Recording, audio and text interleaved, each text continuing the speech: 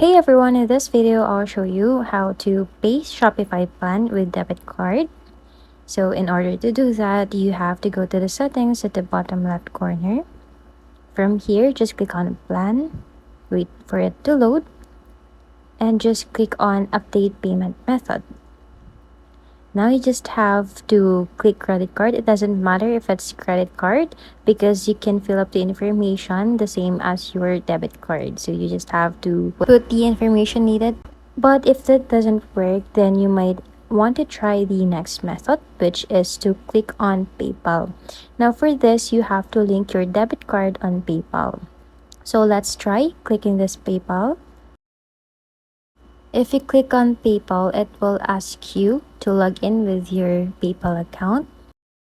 You just have to fill out the necessary information, but before you do that, you have to link your debit card first in order to pay directly from your debit card. That's it, guys. Thanks for watching. Bye.